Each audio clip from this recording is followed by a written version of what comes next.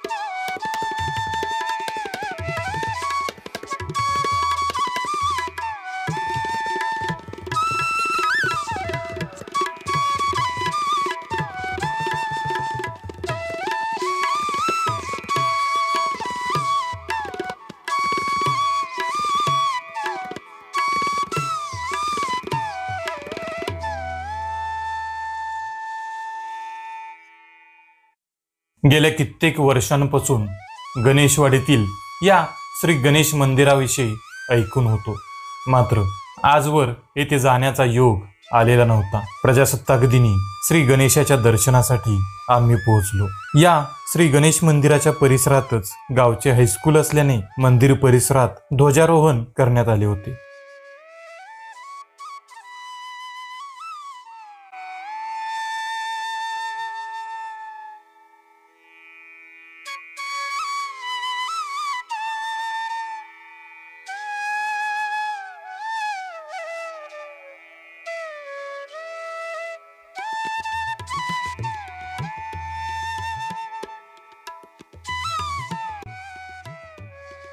शाळेतील मुलांनी आकर्षक अशा रांगोळ्या रेखाटल्या होत्या. मंदिर गावच्या मध्यभागी असले तरीही विलक्षण अशी शांतता या मंदिर परिसरात अनुभवायला मिळत होती.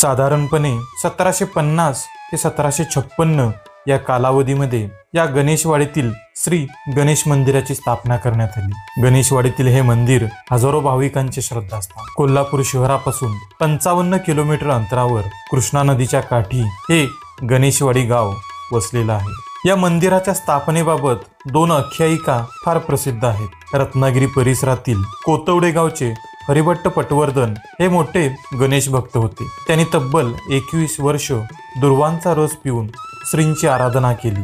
सातारचे छत्रपती शाहू महाराज यांनी त्यांना मिरज प्रांत इनाम दिला। त्यापूर्वी ते गणपतीपुळे येथे गणेशाची वारी न चुकता करीत। कोकण सोडून देशावर आल्यामुळे त्यांची ही वारी चुकणार याचे त्यांना अतीव दुःख झाले। दरम्यान श्री गणेशाने त्यांना स्वप्नात दृष्टांत दिला। कृष्णा काठ परिसरात माझा शोध घे असे सांगितले। या परिसरात घनदाट असे अरण्य होते। पटवर्धन यांनी या अरण्यात श्री गणेशाचा शोध घेतला। कृष्णा नदीच्या काठी स्वयंभू अशी काळ्या पाषाणातील गणेश मूर्ती पटवर्धन यांना मिळाली आणि त्या ठिकाणी श्री गणेशाच्या मंदिराची उभारणी करण्यात आली। तर दुसऱ्या आख्यायिकेनुसार हरिभट्ट पटवर्धन हे शिकारीसाठी आले होते। ते या परिसरात आले असता श्री गणेशाने त्यांना दृष्टांत दिला। श्री गणेशाचे अस्तित्व याच परिसरात असल्याचे त्यांना जाणवले। येथेच त्यांना काळ्या पाषाणातील श्री गणेशाची स्वयंभू अशी मूर्ती मिळाली। ही मूर्ती मिळाल्यानंतर त्यांनी या ठिकाणी सुरेख असं मंदिर उभा केलं। मंदिराची उभारणी झाल्यानंतर त्यांनी या गावची निर्मिती केली। अन्य गावातून काही ग्रामस्थांना या गणेशवाडी गावामध्ये आणून वसवण्यात आले। इथून जवळच कर्नाटक प्रांत असल्यामुळे कर्नाटकातील कन्नड भाषी लोक या गावाला देवहळी म्हणजे देवाचे गाव किंवा देवाची वस्ती असे संबोधू लागले। तर काही लोक गणेशपूर म्हणूनही या गावाला ओळखत असत। 1953 पासून या गावाला गणेशवाडी असे नाव मिळाले। या मंदिराचे बांधकाम ही मोठे वैशिष्ट्यपूर्ण आहे। 20 दगडी खांबांवर हे मंदिर उभारलेले आहे। या दगडी खांबांवरही बारीक असे कोरीव काम करण्यात आलेलं आहे। बांधकामासाठी वापरलेले सर्व दगड हे रेखीव असून मंदिराचे छत ही दगडी आहे। प्रतिवर्षी माघी गणेशोत्सव तसेच भाद्रपद महिन्यातील 5 दिवसांचा गणेशोत्सव येथे मोठ्या उत्साहात साजरा केला जातो। श्री गणेशाची मूर्ती ही लोभस असून तिचे डोळे बोलके आहेत। कृष्णा नदी याच परिसरातून पश्चिम वाहिनी होत असल्याने दर 12 वर्षांनी होणाऱ्या कन्यागत महापर्व काळातही येथे भक्तांची मोठी गर्दी होते। या गणेशाला उग्र प्रकारची उपासना चालत नाही। श्री दत्तांची राजधानी नरसिंहवाडी येथून काही अंतरावरच हे गणेशाचं जागृत स्थान आहे।